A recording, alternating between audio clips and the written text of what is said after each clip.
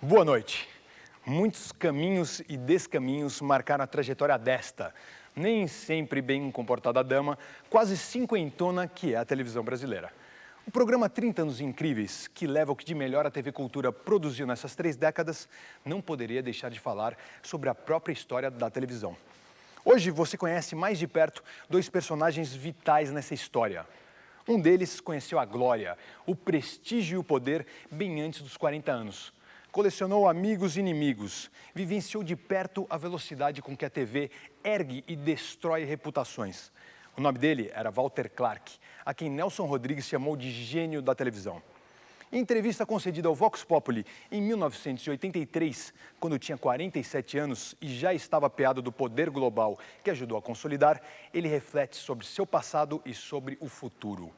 Um futuro que imaginava tranquilo ao viver a passagem de 1999 para o ano 2000. Um futuro que, infelizmente, ele não viu, já que morreu em 1997. Walter, dos programas que estão hoje no ar na televisão brasileira, qual deles você gostaria muito de ter feito, de estar fazendo, e qual deles você odiaria ter feito? Odiar ter feito, eu vou odiar um que eu fiz, que é o Fantástico. Eu acho Fantástico um programa que foi o programa mais original, mais rico que a televisão brasileira concebeu e que chegou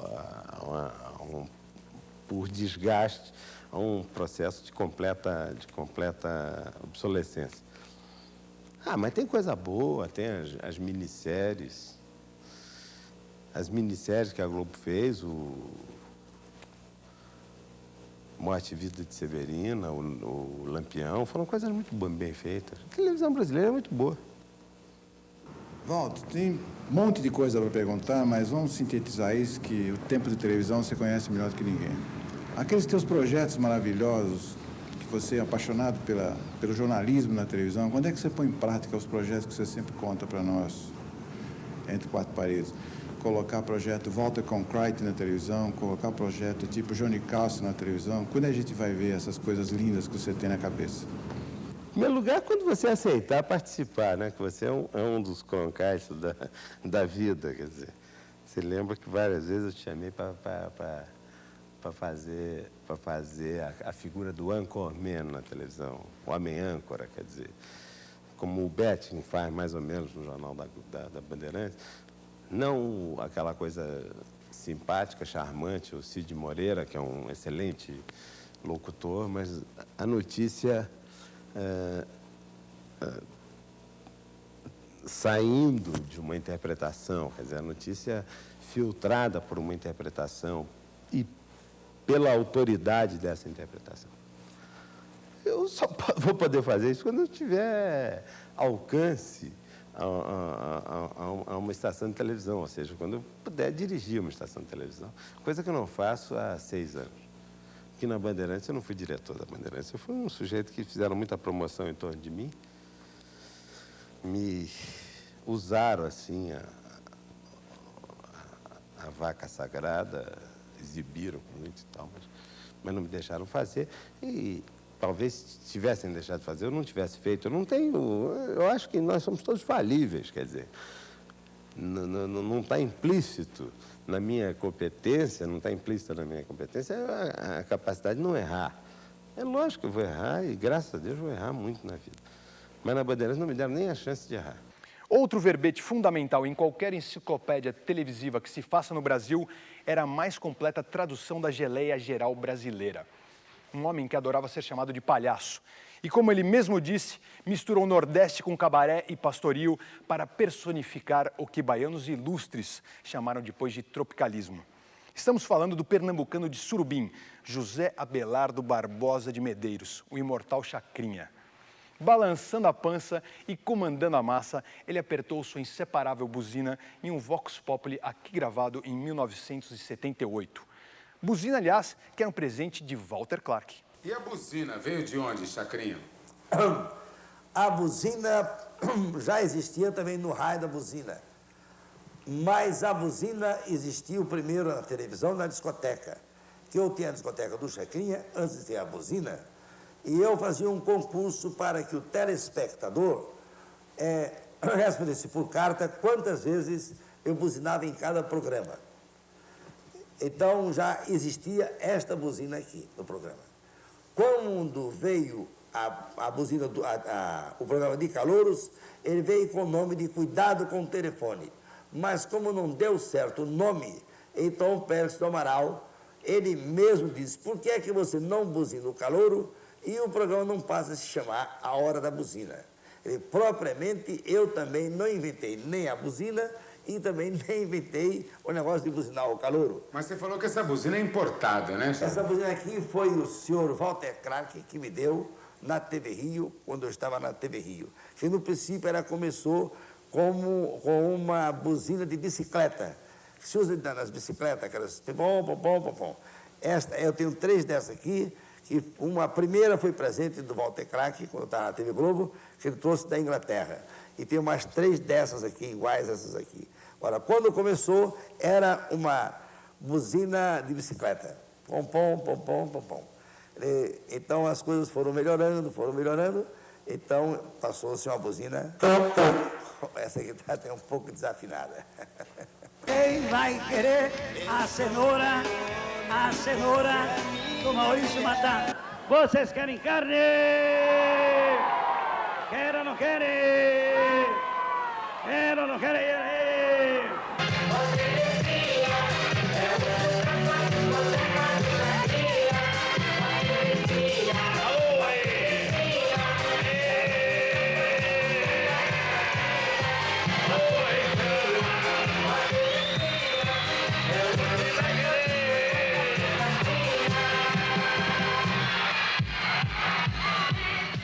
Não foi só a buzina que Chacrinha ganhou de Walter Clark que aproximou os 2 personagens do nosso 30 anos incríveis de hoje.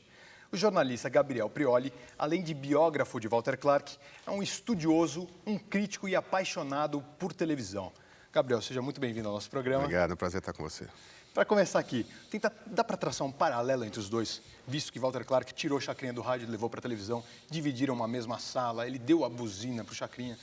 Olha, embora fossem pessoas bastante diferentes na personalidade, eu acho que tinha um traço em comum que era a criatividade, a vontade de fazer televisão de um jeito diferente do que outros faziam, de deixar sua marca no veículo, né? E tanto um quanto o outro, nos seus campos específicos, conseguiram, né, perfeitamente fazer isso.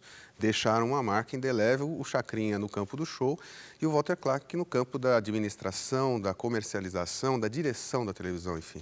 A gente pode ressaltar, então, a habilidade aí do Walter Clark, a intuição dele de levar a Chacrinha. Quando que você acha que ele notou que esse cara pode funcionar na televisão, visto que o Chacrinha nunca tinha aparecido em TV? O Walter Clark, ele tinha um faro realmente muito grande para o que podia produzir sucesso na televisão, né? Ele era o garoto de ouro da televisão brasileira, já nos seus tempos de TV Rio, ainda quando estava na faixa de 20 anos de idade, entre 20 e 25 anos de idade.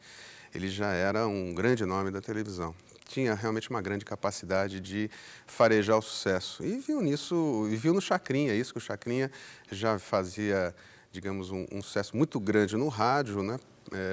Com um programa de auditório completamente deslocado, do qual derivaram vários outros, né?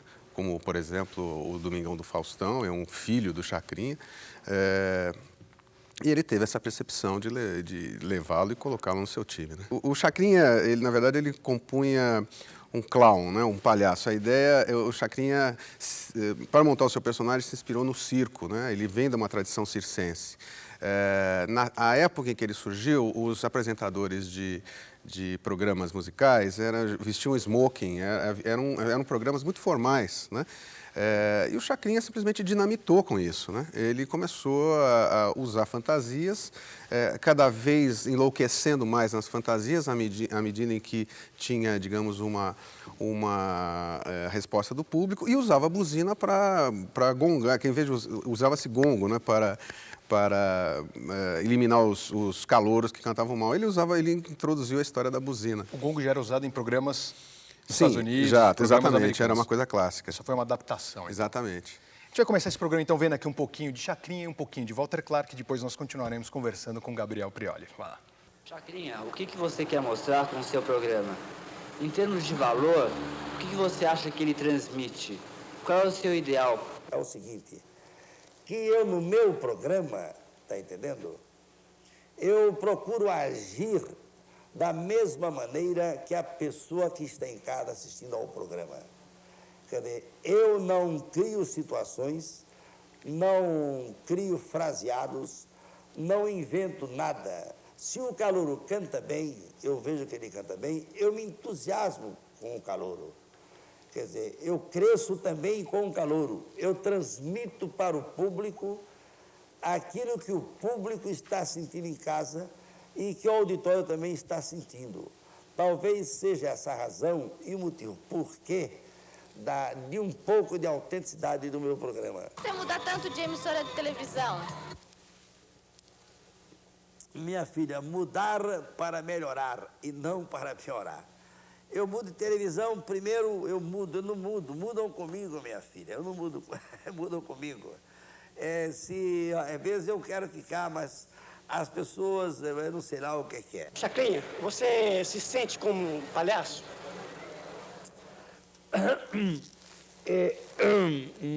Eu me sinto como um palhaço e para mim o maior elogio que a pessoa pode fazer a mim é me chamar de palhaço.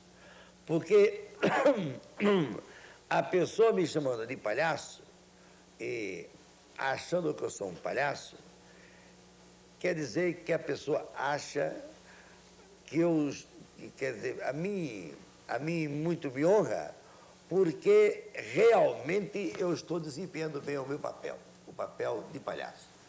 Portanto, por falar em palhaço, Gilberto Freire, sociólogo brasileiro, pernambucano, meu conterrâneo, mas que eu não tive ainda o prazer de conhecê-lo, numa crônica que ele fez para o Diário de Pernambuco, ele analisou o meu programa e ele terminou dizendo que o meu programa era realmente um programa tipicamente brasileiro e que eu era o autêntico palhaço brasileiro.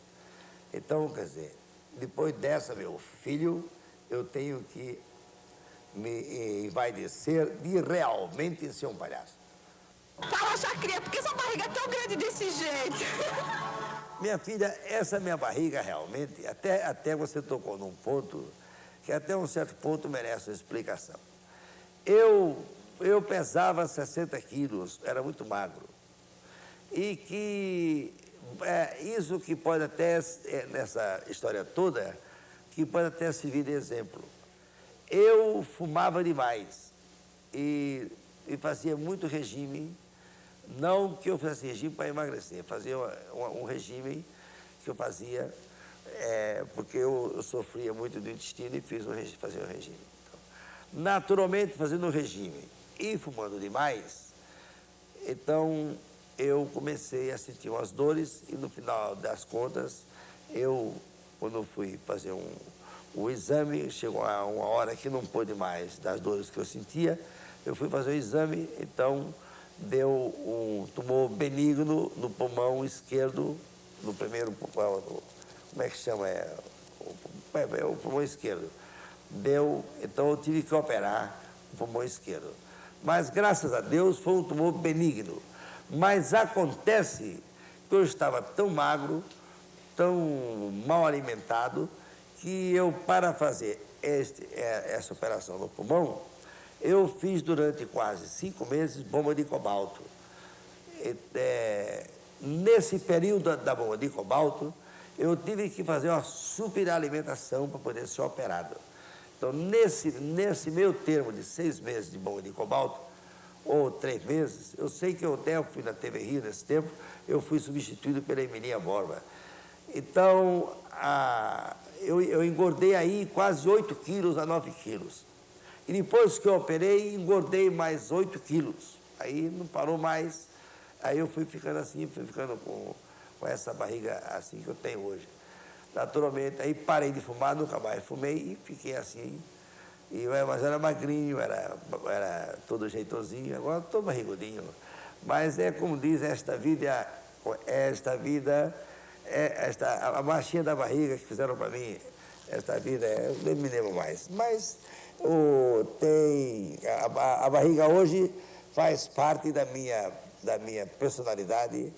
Eu me sinto muito bem com minha barriga, adoro a minha barriga e gosto demais da minha barriga. Porque é dos barrigudos que elas gostam mais. Realmente, eu sou seu fã. Eu, como Rony Cosca, pergunto... É verdade, Chacrinha, que você teve uma namorada chamada Terezinha? Não. Muita gente faz a pergunta. A Terezinha nasceu no rádio mais ou menos em 52 no rádio, ou 50, ou foi 46 a Terezinha. É que eu fazia na rádio, o Cassino da Chacrinha, e eu tinha um anunciante que era uma água sanitária chamada Clarinha. E no final do anúncio eu fazia Clarinha, e aquilo pegou. O pessoal já gostava. Clarinha pegou. Então o anunciante parou, acabou a água sanitária Clarinha, e devido à aceitação da Clarinha, eu fui obrigado a arranjar um nome para substituir a Clarinha. E o nome que eu encontrei foi a Terezinha. Terezinha. Então até hoje existe a Terezinha. A Terezinha tem mais ou menos de 46 para agora, já tem bastante idade e já atravessou várias gerações. A Terezinha. Terezinha, você está na sua, eu estou na minha. Oi, Chacrinha, eu queria saber o que é preciso para ser uma chacrete.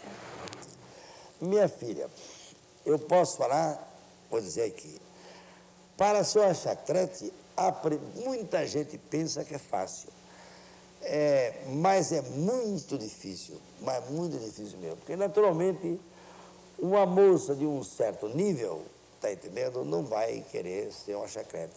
Só a moça de tipo médio é que vai querer ser chacrete. Mas acontece o seguinte, para realmente ser chacrete, a primeira coisa que tem que ser é realmente saber dançar. Se não souber dançar, não adianta nada. Agora, ela sabendo dançar, porque às vezes a pessoa é bonita, mas fotografa mal, não fotografa bem. Agora, vamos supor que ela sabe dançar e fotografa bem. Então, ela tem que ter o quê? Porque, para complementar isso tudo, ela tem que ter um busto mais ou menos regular, tem que ser um pouco coxuda e tem que ser um pouco também, tudo daquele jeitinho assim. É isso que você chama de tipo médio? Não. Eu digo, uma moça de alto nível não vai querer ser chacrete. Naturalmente, quem procura ser chacrete é uma moça de porte de vida média. Que é isso, Chacrinha? Média é uma moça, vamos supor, de classe B. A moça mais pobre, tá entendendo? É que uma moça rica não vai querer ser chacrete. Então procura uma moça mais pobre. Mas essa moça mais pobre, para ser chacrete, tem que ter esses requisitos.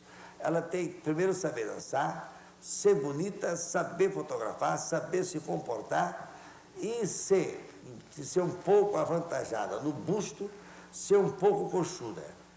Quer dizer, é como os homens usam. Os homens, você vê, a vida tem umas coisas muito engraçadas. O Brasil realmente é um dos países mais engraçados do mundo. Normalmente, o homem casa com a mulher magra.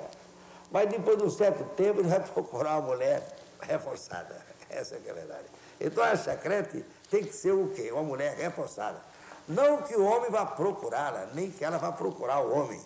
Mas é o tipo da mulher que o telespectador gosta, é da mulher reforçada. Se bem que na hora de casar ele vai casar com a mulher magra. As magras não fiquem mal satisfeitas comigo, mas essa aqui é a dura e pura realidade. Depois que ele casa, parece que ele cai em si e vai procurar aquela mulher que nós chamamos de boazuda. Porque a Miss, por exemplo, não é uma mulher boazuda. A Miss é uma mulher bem feita de corpo, uma mulher espetacular, mas não é a mulher boazuda. Existe a mulher bonita, a mulher manequim, a mulher formidável, espetacular, mas existe a mulher boazuda. É outro tipo de coisa. Não quer dizer que a mulher magra seja feia, nem nada disso. É que existem esses várias... A bailarina, para a mulher que pratica yoga, o tipo normal, mas normalmente o homem, ele pode até nem casar com uma mulher boazuda, mas no fundo ele gosta também de uma mulher boazuda. Gosta da dele e da mulher boazuda.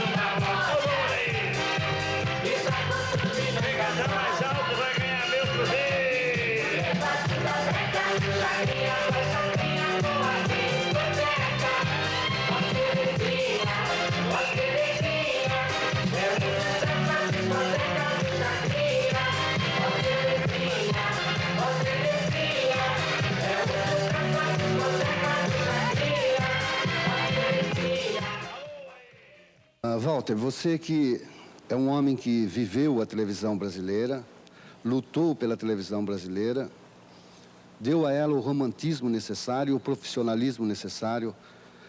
Walter, você não acha que você deveria continuar a lutar por essa televisão e não se afastando cada vez mais dela à procura de novos empreendimentos, como o teatro, como o ginásio?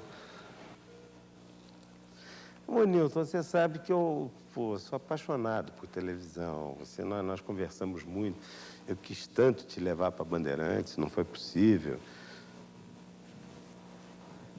Você, talvez mais até frio do que eu, visse que eu estava tentando uma coisa romântica, que eu estava dando uma de Dom Quixote. Agora, eu cheguei num status da minha vida que eu, para fazer televisão, eu tenho que mandar, pô. E você não faz televisão direito se você não mandar. Mas mandar tem que ser mandar de A a Z. Você tem que decidir tudo.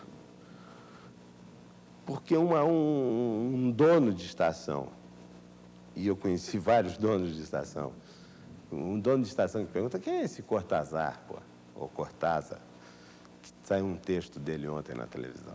O jeito que não tem esse nível de informação para saber quem é um romancista do nível do Júlio Cortázar, você realmente fica inadequado. E depois eu apareço muito. Eu brilho muito, pô. Não sou Joãozinho 30, mas brilho muito. Então, cria sempre um choque essa última tentativa da Bandeirantes, inclusive, que eu já não tinha mais a veleidade de querer brilhar, porque eu já não preciso brilhar, porque eu já não quero brilhar. Ao contrário, eu quero ficar no meu cantinho, sossegado. Eu ia nos lugares, às vezes, com o João Saad, e o sujeito vinha: não, mas você tem que falar. Eu falei: mas eu não vou falar, o João está aqui, é o presidente da empresa, ele vai falar. Não, mas as pessoas querem ouvir você. Eu era um empregado, até o sujeito deve estar trabalhando lá até hoje. Eu ficava morto de vergonha. Então, eu não posso entrar num sistema em que eu não seja o orientador, o diretor, o organizador desse sistema, senão eu não vou conseguir fazer nada. Para não fazer nada, aí então eu vou montar uma loja de sapato, eu vou vender terreno em Niterói, sei lá, eu vou fazer qualquer outra coisa para sobreviver. Que tipo de contribuição você acha que deu para a televisão? Eu dei a minha honestidade e uma parte grande da minha vida, um certo nível cultural, e absolutamente, acima de tudo, uma profunda honestidade de propósito. Já do seu tempo da Globo, é uma televisão fantástica na forma, de uma plástica sensacional, mas não me lembro dela ter feito uma cidade chorar, de ter penetrado na alma, pelo menos da gente de São Paulo. Isso também era programado? Ou é defeito de observação da minha parte, você não vê assim? A televisão mais participante, mais criativa, foi antes do videotape, né? Que agora eu sei que se eu disser uma besteira aqui, na hora do videotape, corta. Na hora que minha testa estiver suando demais, ajeita e tal. A televisão verdadeira mesmo foi antes do videotape. Ela é a televisão que acontecia num estúdio ótimo para jornalismo como esse, não é um estúdio para um teleteatro. Eu montei Romeu e Julieta, montei peças incríveis na TV Rio, até menor que esse. E sem zoomar, torre de lente, 4 lentes, o diretor de TV tinha que liberar uma câmera para uma não passar na frente da outra, o jeito de não trocar lente no ar. E foi uma fase muito criativa da televisão. Nos anos entre 50 e 60 foi muito criativa. Aí veio o videotape, começou a se exercitar na televisão a técnica cinematográfica. Começou a se cortar a fita, editar, montar. Nessa época não haviam as montagens eletrônicas, a fita era cortada na alavanquinha mesmo. Quer dizer. E a minha participação nisso, você aludiu, é que eu vinha de uma televisão muito ruim, uma televisão que, para efeito de causar essa emoção que você está reclamando, esse grau de participação emocional do público diante da tela da televisão, ela apelava muito. Eu não posso debitar hoje aos que continuaram a fazer a televisão. A minha preocupação foi fazer uma televisão esteticamente muito bem apresentada. Ainda que o delírio e a submissão a esse conceito de que a estética é fundamental tenha, no meu entender, exorbitado. E esse exagero está visto aí na programação da televisão principal do Brasil. Se preocupa muito mais com a forma do que com o conteúdo. No tempo que eu andava por lá ainda tinha coisa de bastante conteúdo. Eu me lembro de novelas importantes e que não se conseguiu fazer igual, como o Casarão, como os Irmãos Coragem, como a Dona Flor, a novela do Jorge Amado, a Gabriela. Enfim, havia ainda naquela época, eu não estou querendo me eximir da responsabilidade diante do fato consumado, mas eu quero registrar apenas, em termos de tempo e espaço, a minha participação nesse processo, é que havia muita preocupação, porque a televisão era muito de apelação. Aliás, tem um canal de televisão aqui em São Paulo que faz uma televisão emeritamente de apelação. Começa às 1h da tarde, vai até 6 da tarde, com Ave Maria e tudo, e só de apelação. O chefe chega lá e diz... Aí o chefe chega e diz, não, porque nós estamos prestando serviço público, quem não tem direito a falar aqui, fala. Pode ser até que o chefe esteja certo. Eu acho horrível isso. Eu acho que é um desserviço, porque é o cara que reorganiza a coluna do cara que está entortada, vira um pátio de milagre. E é a televisão que se fazia. Então, a obsessão de forma foi uma coisa mais ou menos implantada por mim e que eu acho que as pessoas exageraram. Eu acho que o calor da televisão... Eu vejo muito, assim, a coisa que me gratifica na televisão, porque depois de ter feito tudo que eu fiz na televisão, e longe da televisão que eu estou, eu tenho prazer quando a televisão faz coisas boas. Eu me lembro que eu liguei eu não liguei para o Boni, que o Boni não está, mas liguei para o Magaldi na TV Globo, quando eu vi o absurdo que estava o negócio da apuração eleitoral. Eu falei, pô, aqui está falando um espectador, Walter Clark Bueno, que está achando que vocês estão fazendo uma loucura. Não, mas nós estamos aqui achando também que realmente está um absurdo e tal. Eu participo, eu me dou o luxo de ligar como se fosse um espectador. Que é esse, e em favor da televisão, e em favor de uma televisão procurando trilhar um caminho não óbvio, esse movimento de esporte que a Record fez, negócio de campeonato de vôlei e tal. De repente você descobre que tem lá, Ourinhos, sei lá, um lugar que joga hóquei, os caras jogam bem. Tem muita coisa para... Agora as pessoas ficam imitando, né? Mais fácil pegar, comprar um videotape mexicano, dublar aqui e botar no ar. Ou um filme do Rin Tin Tin. O Rin Tin Tin é mais velho que eu, poxa. Eu apanhava do Rin Tin Tin na TV Rio em 57. Está o Rin Tin Tin no ar, poxa. Então, eu acho ótimo quando passa o Gordo e o Magro, porque esses são eternos. Mas o Rin Tin Tin não é eterno, né?